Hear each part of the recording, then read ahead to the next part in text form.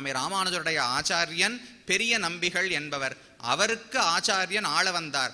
அந்த ஆளவந்தார் சுருக்கமாக 32 ஸ்லோகங்களில் கீதையினுடைய முழு பொருளையும் சங்கிரகமாக தெரிவிக்கிறார். கீதார்த்த சங்கிரகம் என்று அந்த நூலுக்கு பெயர். அதில் ஒரு ஸ்லோகத்தில் தெரிவிக்கிறார் கர்மயோகம் என்றால் என்ன. கர்மயோகா தபஸ் தீர்த்த தான யஜ்ஞாதி சேவனம். தபஸ் என்றால் தவம். நேத்திக்கே பார்த்தோமே, தன்னுடைய உடலை வருத்தி கொண்டு செய்யக்கூடிய ஏதோ ஒரு செயல். இப்போ நாம மருட்சி அடையக்கூடாது. தவம் என்றால் பொதுவா எந்த செயலில் நிலை நின்றாலும் தவம் என்று ஒரு பொருளும் பார்த்திருக்கிறோம்.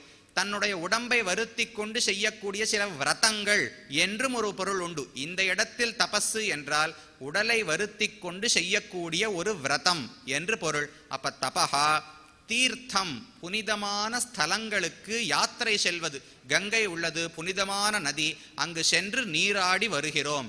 அல்லது குருக்ஷேத்திரம், பிருந்தாவனம், கோகுலம், அயோத்தியை முதலான எத்தனையோ புண்ணிய கஷேத்திரங்கள். ஏன் வடக்க மட்டும்தான் தீர்த்த யாத்திரையான்னு கேட்காதீங்க, இங்கேயும் தீர்த்த யாத்திரை உண்டு. எல்லா திவ்ய தேசங்களுக்கு செல்லலாம், அனைத்து கோயில்களுக்கும் செல்லலாம். இது தீர்த்த யாத்திரை. அப்ப தபஹா தன்னுடைய உடலை வருத்தி கொண்டு கடைபிடிக்கக்கூடிய சில விரதங்கள். தீர்த்தம் என்றால் புனிதமான க்ஷேத்திரங்களுக்கும் நீர்நிலைகளுக்கும் சென்று ஆங்கு நீராடி அல்லது அங்கிருக்கும் பகவானை சேவித்து வருதல். தபஹா தீர்த்த தானம், நல்ல வகையில் பொருளை ஈட்டி அதை சிறந்தவர்களுக்கு நல்ல பாத்திரத்துக்கு கொடுக்க வேண்டும். விருதா விருஷ்டி சமுத்ரேஷு விருதா திருப்தஸ்ய போஜனம் விருதா தானம் சமர்த்தஸ்ய விருதா தீபோ திவாபிச்ச என்று ஒரு பிரபலமான ஸ்லோகம். சம்ஸ்கிருதத்தை படிக்கும் பொழுது இந்த மாதிரி சில சுபாஷிதங்கள் என்று சொல்வார்கள். பழமொழின்னு சொல்றோமோ இல்லையா, பழமொழினா சின்னதா ஒரு வரியில் இருக்கும். சம்ஸ்கிருதத்தில் சில ஸ்லோகங்கள், அழகான அர்த்தங்களை சொல்லக்கூடிய ஸ்லோகங்கள். அதில் ஒன்று இது. விருதா விருஷ்டிஹி சமுத்ரேஷு, சமுத்திரத்தின் பேரில் மழை பெய்வதால் எந்த பயனும் கிடையாது. மலையில் பெய்தால் அங்கும் வளம் பெறும், அதற்கு மேலே நதிகளும் பெருகப் போகின்றன. நேர சமுத்திரத்திலே ஜலத்தை எடுத்து சமுத்திரத்திலே மழை பெய்தால் நாட்டுக்கு அதனால் எந்த நன்மையும் இல்லை. விருதா விருஷ்டிஹி சமுத்ரேஷு. விருதா திருப்தஸ்ய போஜனம், நன்னா சாப்பிட்டு திருப்தியா ஒருத்தர் இருக்காருனால் மறுபடியும் உட்காருங்க. எனக்கு சாப்பாடு போடணும்னு ஆசை, அதனால மறுபடியும் உட்காருங்கோ, நான் சாப்பாடு பரிமாறுறேன்னால் அது வியர்த்தம். பசியோடு அனைவரும் பலரும் இருக்கும் பொழுது அவர்களுக்கு உணவளிக்காமல் ஏற்கனவே திருப்தியோடு இருக்கிறவருக்கு போஜனத்தை கொடுத்தால் வியர்த்தம் தானே. விருதா திருப்தஸ்ய போஜனம் விருதா தீபோ திவாபிச்ச. பகலில் ஒரு விளக்கை ஏற்றி வைத்தால் அதுவும் வீணானது. இரவு பொழுதுன்னா இத்தனை விளக்கு தேவைப்படுறது. நன்னா சூரியன் சுட்டு எரிக்கிறார், அந்த சமயத்தில் விளக்கை ஏற்றி வைத்தேன் வெளிச்சத்துக்காக என்னால் அது வியர்த்தமானது. அதே போல்தான் விருதா தானம் சமர்த்தஸ்ய. ஒருவன் கைகால்கள் நன்றாக இருந்து சம்பாதிக்கக்கூடிய சாமர்த்தியம் பெற்றவனாக இருந்தால் அவனிடத்தில் சென்று மேலும் மேலும் தானம் செய்வது வீணானது. யார் கஷ்டப்படுகிறார்களோ, தங்களுக்காக உழைக்க முடியவில்லையோ, ஏதோ வகையில் குறைந்து இருக்கிறார்களோ அவர்களுக்கு தானத்தை முடிந்தவரை செய்ய வேண்டும். பிரசங்கா தெரிவிக்கிறேன். இன்றைய பாடல் திருப்பாவையில் 2வது பாசுரம். ஐயமும் பிச்சையும் ஆந்தனையும் கைகாட்டி உய்யுமாறெண்ணி உகந்து என்று ஆண்டாள் தெரிவிக்கிறாள். ஐயம் என்றால் நல்ல கிரகஸ்தர்கள், குடும்பத்தில் தலைவர்களாக இருக்கக்கூடியவர்கள் சிரமப்பட்டால் அவர்களுக்கு கொடுக்கக்கூடிய தானத்துக்கு ஐயம் என்று பெயர். பிச்சை என்றால் பிக்ஷை அப்படின்னு சம்ஸ்கிருதத்தில் சொல்றோமோ இல்லையோ, பிரம்மச்சாரிகளுக்கும் சந்நியாசிகளுக்கும் தாங்களாக பணம் சம்பாதிக்க முடியாதே, அவர்கள் இருவரும் கிரகஸ்தர்களை, இல்லத்த அரசர்களையும் அரசிகளையும் நம்பிதான் இருக்கிறார்கள். அவர்களுக்கு கொடுக்கக்கூடிய தானத்துக்கு பிச்சை பிக்ஷை என்று பெயர். அப்ப ஐயமும் பிச்சையும் ஆந்தனையும் கைகாட்டி, நம்மால் முடிந்தவரை தானம் கொடுக்க வேண்டும். நம்மால் முடிந்தவரை அல்ல, அவருக்கு எவ்வளவு பெற்றுக்கொள்ள முடியுமோ அவ்வளவு தானம் செய்ய வேண்டும். கொடுப்பவனுக்கு இயன்றவரைன்னு பொருள் அல்ல, பெற்றுக்கொள்வனுக்கு எவ்வளவு பெற முடியுமோ அவ்வளவு தானம் செய்ய வேண்டும் என்று ஆண்டாள் தெரிவிக்கிறாள். அது தானம் என்பது. கர்மயோகா தபஹா தீர்த்த தான யஜ்ஞாதி சேவனம். யஜ்ஞம் யஜ்ஞம் என்றால் யஜ தேவ பூஜாயாம் என்று சம்ஸ்கிருதத்திலே தாது ஒரு மூலச்சொல் இருக்கும், அதுக்கு பகுதின்னு பேரு. அதுக்கு மேல சில விகுதிகள் சேரும். இப்போ ஷெல்ஹிரான் அப்படின்னு சொல்றோமோ இல்லையோ, ஷெல் அப்படின்னு ஒரு பகுதி இருக்கு. கிரு அப்படின்னு நிகழ்காலத்தை குறிப்பதற்காக கிரு, கின்று, ஆனின்று என்று 3 விகுதிகள் வரும். அதுக்கு மேல ஆண் என்கிறபடியால் ஒருமை தெரிகிறது. ஆண் பால் தெரிகிறது. அப்ப செல்கிறான் என்றால் செல்லுதல் என்கிற செயல் நிகழ்காலத்தில் நடக்கிறது, ஒரு ஆணாலே செய்யப்படுகிறதுன்னு தெரிகிறது இல்லையோ. அப்ப செல் என்கிற அந்த மூலச் சொல்லில் இருந்து செல்கிறான், செல்கிறார்கள், சென்றார்கள், சென்றான் எத்தனையோ வகைகள்ல உருவாருதோ இல்லையோ. அதே போலத்தான் யஜ அப்படின்னு ஒரு வார்த்தை, அதற்கு தேவ பூஜை என்று பொருள். ஏதோ ஒரு தேவதையை குறித்து நாம் செய்யக்கூடிய பூஜைக்கு, ஆராதனத்துக்கு தான் யஜ, யாகம் என்று பெயர். யஜ தேவ பூஜைங்கிற வார்த்தையிலிருந்து யாகம் என்கிற சொல் ஏற்படுகிறது. ஆகையால் யாகம், யாகம் என்றால் ஒரு வேள்வியை வளர்த்து அதில் ஒரு தேவதைக்காக ஒரு அன்னத்தை இடுவது. கோயிலெல்லாம் பார்த்திருப்போம் இல்லையோ, பவித்ரோத்சவம்னு நடக்கும். அதுல ஒரு வேள்வியை வளர்த்து அதில் எத்தனையோ மந்திரங்களை சொல்லி நெய்யை சேர்த்து கடைசியால பழங்கள் என்ன, இதை போல் பல விஷயங்களை சேர்ப்பார்கள். பூர்ணாகுதி என்று தெரிவிப்பார்களே, அது மட்டும்தான் பூஜை முறை அல்ல. நம்முடைய வீட்டிலே நம்மிடம் இருக்கும் ஒரு மூர்த்தி, சின்ன கண்ணன் விக்கிரகம் வச்சிருந்தால் அதற்கு தினமும் நாம் பூஜை செய்கிறோமே, அதற்கு ஒரு அபிஷேகம் செய்கிறோம், ஒரு மாலையை சாத்துகிறோம், அவருக்கு ஒரு நைவேத்தியம் செய்கிறோம். இப்படி என்ன உபச்சாரங்களை செய்தாலும் அதுவும் தேவ பூஜை தான். அப்ப யாகம் என்கிற சொல் யாகம் பொதுவாக நாம் சொல்ற யாகத்தையும் குறிக்கும். அதே போல தேவதைக்கு பூஜை செய்யக்கூடிய 2 அர்ச்சனம். ஒரு பெருமாள் இருக்கார், வந்தவுடனே அவருக்கு ஒரு திருத்துழாயை போட்டோம்னால் அதுவும் தேவ பூஜை தான். ஆக இது அனைத்துமே யாகம் என்கிற சொல்லால் குறிக்கப்படுகிறது. அப்ப தபசு, உடலை வருத்தி கொண்டு செய்யக்கூடிய செயல்கள். சாந்திராயணம்னு ஒன்று இருக்கு, அதே போல கிருச்ரம்னு ஒன்று இருக்கு. ஏதோ ஒரு தவறு செய்து விட்டோம்னு வச்சுக்கோங்க, அதற்கு சாந்திராயணம்னு ஒரு பிராயசித்தம் சொல்லும், அல்லது கிருச்ரம் என்று ஒரு பிராயசித்தம் சொல்லும். என்னன்னால் அமாவாசை பௌர்ணமி அன்று தொடங்க வேண்டும், பௌர்ணமி அன்று 15 உருண்டை அன்னம் உண்ண வேண்டும். அடுத்து ஒவ்வொரு நாள் ஒவ்வொரு உருண்டையை குறைச்சுட்டே வரணும். அமாவாசை அன்னைக்கு ஒண்ணுமே சாப்பிடக்கூடாது. அதுக்கு அடுத்தது மறுபடியும் ஒன்னாக ஏற்றி கொண்டே வர வேண்டும். அப்ப 30 நாட்களில் 15 கவளம் அன்னத்திலிருந்து ஒண்ணுமில்லாததுக்கு வந்து மறுபடியும் 15 கவளங்கள் உண்ணும் வரை செல்ல வேண்டும். இதை கடைபிடித்தால் இது ஒரு பிராயச்சித்தம். ஏதோ ஒரு தவறு செய்தால் அதற்கு பிராயச்சித்தமாக இது விதிக்கப்பட்டுள்ளது.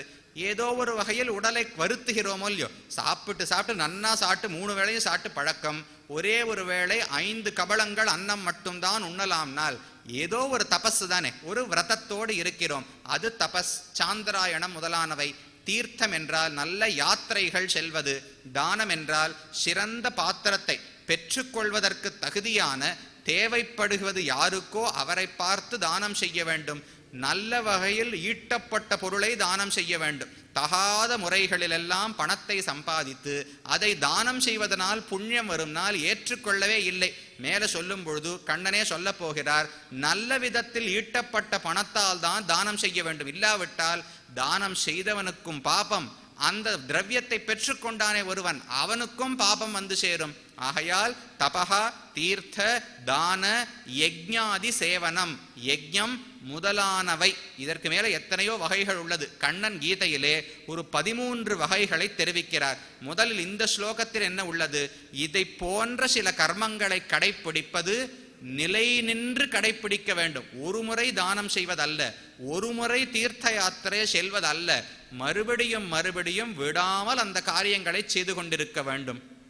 முதலிலே கர்ம யோகம்னு பார்த்தோம். கர்மம் என்றால் செயல். எந்த செயலாக வேண்டுமானாலும் இருக்கலாமான்னா இல்லை, வேதத்தில் சொல்லப்பட்ட செயலாக இருக்க வேண்டும். எதை போன்ற செயல்கள்? தபசு, தானம், யஜ்ஞம், தீர்த்த யாத்திரை முதலான செயல்கள் என்று பார்த்தோமோ இல்லையோ. இப்ப என்ன தோணும் நமக்கு? இது எல்லாத்தையுமே செய்யணும் போல் இருக்கு.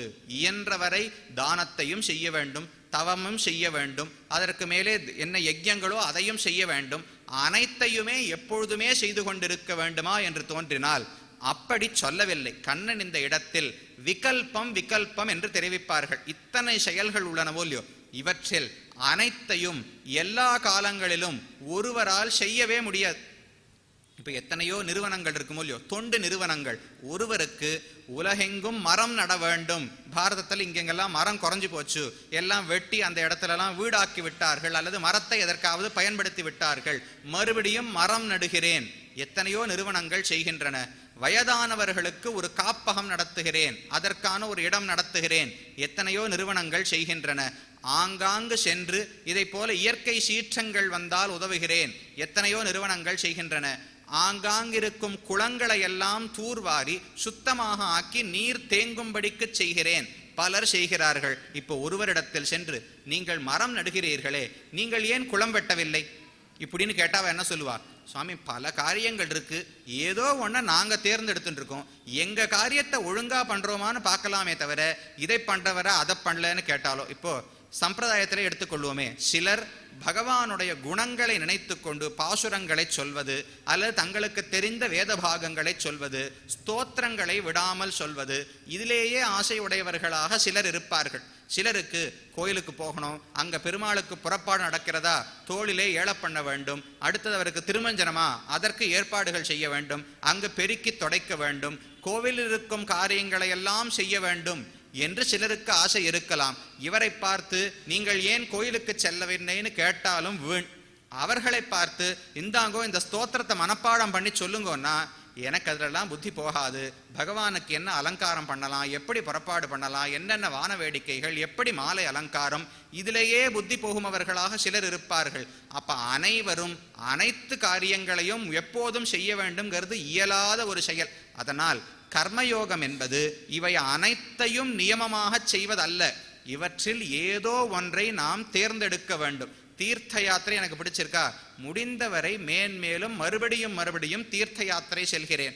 தானம் செய்வது எனக்கு பிடித்துள்ளதா, நல்ல பாத்திரங்களை தேர்ந்தெடுத்து என்னிடத்தில் இருக்கும் பணத்திலே எனக்கு வேண்டியதை மட்டும் வைத்து கொண்டு மற்றதையெல்லாம் மறுபடியும் தானம் செய்கிறேன் என்று ஒவ்வொரு கர்மத்தை தேர்ந்தெடுத்து அதில் நிலை நிற்க வேண்டும். கர்மயோகம் என்றால் இவை அனைத்தையும் கடைப்பிடிப்பதல்ல, இவற்றில் சிலவற்றை அல்லது ஏதோ ஒன்றை நியமத்தோடு கடைப்பிடிப்பது, தவறாமல் பண்ணணும். எப்ப தவம்னு சொன்னோமோ அப்ப சில நாட்கள் பண்ணேன், ஒரு 2 வருஷம் நடுவுல விட்டு போயிடுத்து, இப்ப மறுபடியும் ஆசை வந்தது, மறுபடியும் பண்ணேன்னு சொன்னா அதை தவம்னு சொல்ல மாட்டா, ஆசைப்படும் போது செய்கிறார் ஆயிடும். தவம் என்றால் அதில் நிலை நிற்க வேண்டும், விடாமல் செய்ய வேண்டும். அப்ப இப்படி 4 விஷயங்களை ஆளவந்தார் சாதித்தார். இதையே கண்ணன் கீதையிலே பறக்க உரைக்கிறார். 13 வகையான கர்மயோகங்களை தெரிவிக்கிறார். பல இடங்களில் இது கேள்வியே பட்டிருக்க மாட்டோம். ஏதோ ஒரு குறிப்பிட்ட இடத்தில் 4வது அத்தியாயத்தில் ஒரு 4 ஸ்லோகங்கள், அதற்குள்ளே இந்த அனைத்து வகைகளையும் தெரிவிக்கிறார். சுலபமான வகைகள் இப்ப பார்த்ததையே தான் சற்று விரிவாக கூறப்போகிறார். முதலில் தெய்வமேவாபரே யஜ்ஞம் யோகினஃப் பர்யுபாசதே. தெய்வம் யஜ்ஞம், அதாவது ஏதோ ஒரு தேவதைக்கு பூஜை செய்வது. கீழே யாகம்னு பார்க்கறச்சே பார்த்தோமே, யாகம் என்பது 2 வகைப்படும். ஒன்று, வேள்வியை வளர்த்து அதன் மூலம் எங்கோ இருக்கக்கூடிய தேவதைக்கு ஒரு உணவை அளிக்கிறோம். ஏதோ ஒரு பொங்கலோ சக்கர பொங்கலோ தோசை மாதிரி புரோடாசம்னு ஒன்று சொல்லுவா. இதை போல சிலவற்றை செய்து வைத்து கொண்டு ஒரு வேள்வியை வளர்த்து, இந்த உணவை நான் இந்திரனுக்காக சமர்ப்பிக்கிறேன், இந்த உணவை வருணனுக்காக சமர்ப்பிக்கிறேன், அக்னிக்காக சமர்ப்பிக்கிறேன் என்று சொல்லி அதை எடுத்து அந்த அக்னியிலே சேர்க்கிறோம். இது ஒரு வகையான யாகம். மற்றொரு வகை அந்தந்த மூர்த்திக்கு பூஜை செய்வது, ஏதோ ஒரு முறையில் உபச்சாரங்கள் செய்வது. அவருக்கு அபிஷேகம் செய்யலாம், மாலை தொடுத்து அணிவிக்கலாம், அல்லது உதிரி பூக்களை கொண்டு அர்ச்சனை செய்யலாம், திருத்துழாயால் அர்ச்சனை செய்யலாம், அவர் முன்னால் அமர்ந்து தெரிந்த பாடல்களை பாடலாம், ஸ்தோத்திரம் செய்யலாம், நாம சங்கீர்த்தனம் செய்யலாம். இது அனைத்துமே அவருக்கு தேவதையினுடைய பூஜை என்றுதான் கணக்காகிறது. அப்போ முதல் வகையானது தெய்வமேவ அபரே யஜ்ஞம் யோகினஃப் பர்யுபாசதே, தேவதைகளுக்கு பூஜை செய்கிறார்கள், முதல் வகை. 2வது பிரம்மாக்னவ் அபரே யஜ்ஞம் யஜ்ஞேனைவ உபஜுஹ்வதி. இதுதான் நாம பார்த்த பொதுவான யஜ்ஞம், ஒரு வேள்வியை வளர்த்து செய்யக்கூடிய யாகம்னு வச்சுப்போம். யஜ்ஞம் என்றால் பூஜைன்னு வச்சுப்போம். யாகம் என்று சொன்னால் அது வேள்வியை வளர்த்து செய்யக்கூடியதுன்னு வச்சுக்கலாம். இது 2 வகைகளை சொன்னார். அடுத்தது சிலர் செய்யக்கூடியது என்னவென்றால், ஸ்ரோத்ராணீனி இந்திரியாணி அந்யே சம்யமாக்னிஷு ஜுஹ்வதி. சிலர் செய்யக்கூடிய முயற்சி என்னவென்றால், தங்களுடைய இந்திரியங்களை புலன்களை கட்டுப்படுத்துகிறார்கள். இதுதான் அவர்கள் செய்யக்கூடிய கர்மயோகம். இதில் எந்த தீர்த்த யாத்திரையும் போல தானமும் செய்யவில்லை. ஆனால் தங்களுடைய கண், காது, மூக்கு, நாக்கு, தோல், மனது முதலான இந்திரியங்கள் உள்ளனவோ இல்லையோ, அவற்றையெல்லாம் கட்டுப்படுத்துகிறார்கள். ஏனால் உலகத்திலே எந்த ஆகர்ஷகமான ஈர்க்கக்கூடிய விஷயங்களுமே உலகத்தில் இருக்கக்கூடாதுன்னு நம்மளால சொல்ல முடியாது. நாம பாட்டு நடந்து போனோம்னா 4 இசை நம்ம காதுல கேட்கத்தான் செய்யும், 4 பொருட்கள் அழகானது கண்ணில் படத்தான் செய்யும், ஏதோ 4 வாசனை மூக்கில் படத்தான் செய்யும். அதையெல்லாம் தவிர்க்க வேண்டும் என்று சொல்வது கடினமானது.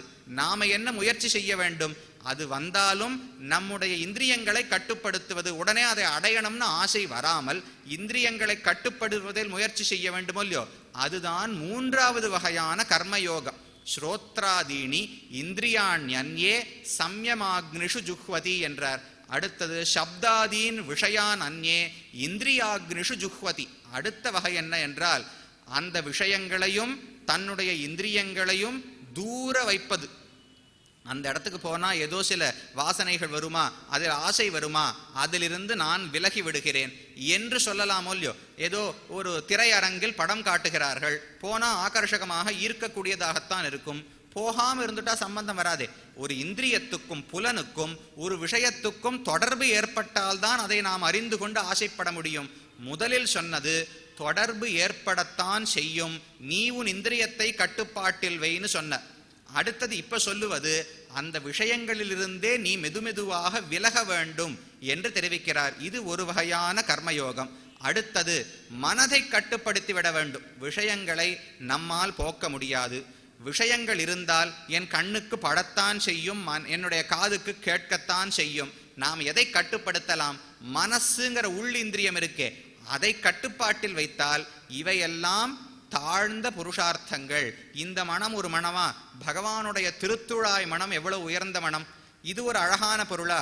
பகவானுடைய சங்க சக்கரங்களோடு அழகாக சேவை சாதிக்கிறாரே, எவ்வளவு அழகு என்று ஒவ்வொரு நிலையிலும் உலக விஷயங்களில் இருக்கக்கூடிய குற்றங்களையும் பகவானிடத்தில் இருக்கக்கூடிய ஏற்றத்தையும் மனதில் நாம் நினைத்து கொண்டே இருந்தால் தானாக மனது கட்டுப்பாட்டுக்கு வந்துவிடும். ஆக இப்படி 3 யஜ்யங்களை சொன்னார். ஒன்று வெளிப்புலன்களை கட்டுப்படுத்துவது, இரண்டாவது விஷயங்களிலிருந்தே விலகி இருப்பது, மூன்றாவது மனதை கட்டுப்படுத்துவது. அப்ப முதல் ஸ்லோகத்தில் 2 வகை, அடுத்த ஸ்லோகத்தில் 3 வகை சொன்னார். அதற்கு மேலே திரவிய யஜ்ஞாஹ தபோ யஜ்ஞாஹ யோக யஜ்ஞாஸ்ததாபரே ஸ்வாத்யாய ஞான யஜ்ஞாஸ்ச யதய சம்ஸ்ருத விரதாக 5 வகையான யஜ்யங்களை சொல்லுகிறார். முதல் வகை திரவிய யஜ்ஞம். திரவியம், திரவியம் என்றால் பொருள், ஏதோ ஒரு வஸ்து என்று பொருள். திரவிய யஜ்ஞம் என்றால் இதுதான் தானம்னு சொல்லப்பட்டதே.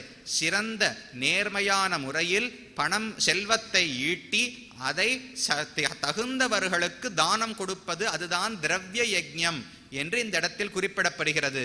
திரவிய யஜ்ஞாக தபோ யஜ்ஞாக, சாந்திராயணம் முதலான விரதங்களை கடைபிடிப்பது தபஸ் என்று சொல்லப்படுகிறது. அதையே யஜ்ஞமாக கர்மயோகமாக செய்கிறார்கள். அதற்கு மேலே திரவிய யஜ்ஞாக தபோ யஜ்ஞாக யோக யஜ்ஞாக. யோகம், யோகம் என்றால் சேர்க்கைன்னு இந்த இடத்துல பொருள். முன்னாடி பார்க்கறச்சே கர்ம யோகம் என்றால் இதுதான் கண்ணனிடத்தில் ஒரே ஒரு கஷ்டம். கீதையில வேற எந்த கஷ்டமும் கிடையாது. சப்தங்களை ஆங்காங்கு மாற்றி மாற்றி பிரயோகம் பண்ணுவர். பிரம்மம் என்கிற ஒரு சொல்லை ஒரு இடத்தில் ஜீவாத்மாவை குறிப்பதற்கு பிரயோகிப்பார், ஒரு இடத்தில் தன்னை குறிப்பதற்கு பிரயோகிப்பார், வேறொரு இடத்தில் இந்த உலகை குறிப்பதற்கு பிரயோகிப்பார். இப்ப யோகம்ங்கிற இடத்தை பாருங்க. ஒரு இடத்தில் பார்த்தால் கர்மம் ஆகிற யோகம் ஒரு உபாயம், வழிமுறை என்று அர்த்தம்.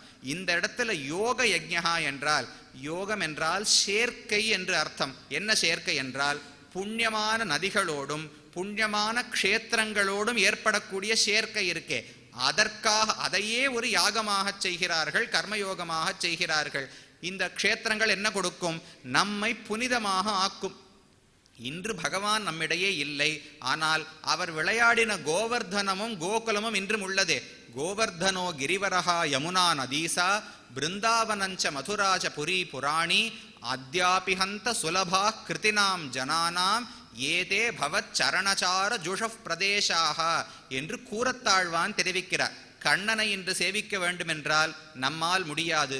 ஆனால் ஒரு வகையில் அவரோடு தொடர்பு ஏற்பட வேண்டும் என்றால் ஒரு வழிமுறையை வைத்து உள்ளார். அவரோடு சம்பந்தப்பட்ட இடங்கள் இன்றும் எளிமையாக நாம் செல்லக்கூடியவையாக இருக்கின்றன.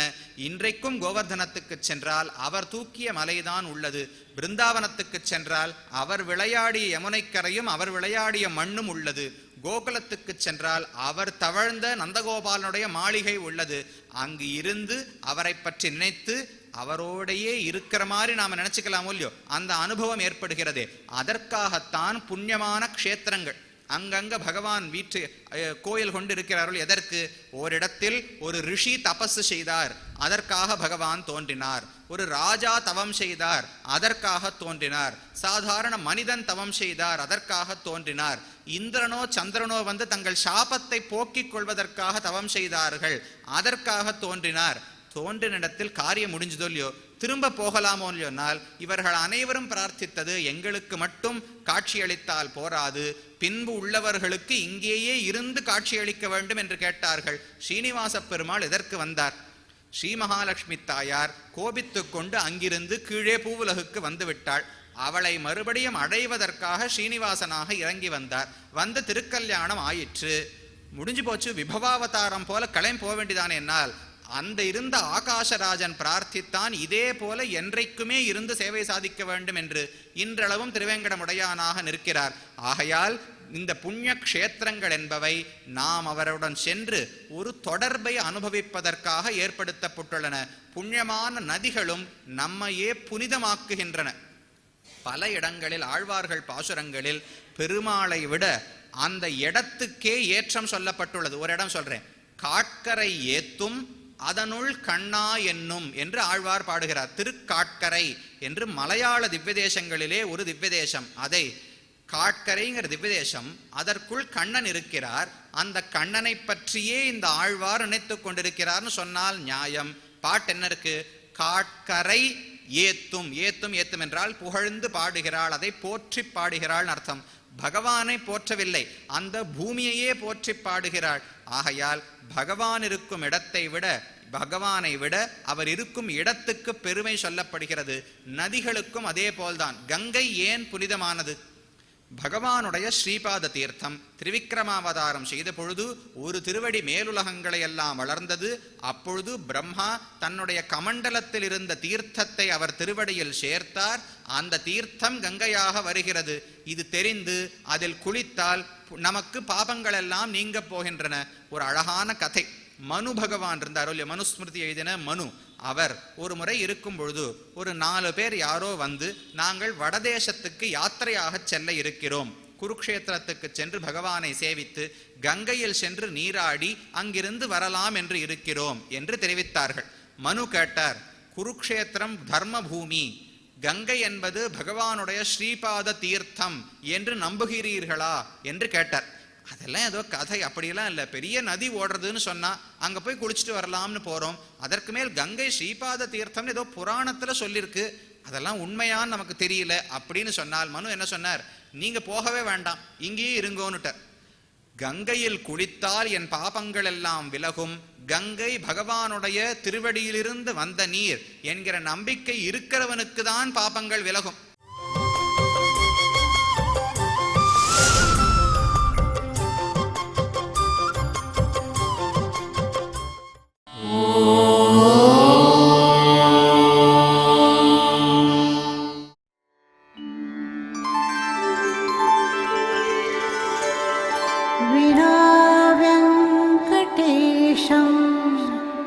ननाथो ननाथः सदा वेङ्कटेशं स्मरामि स्मरामि।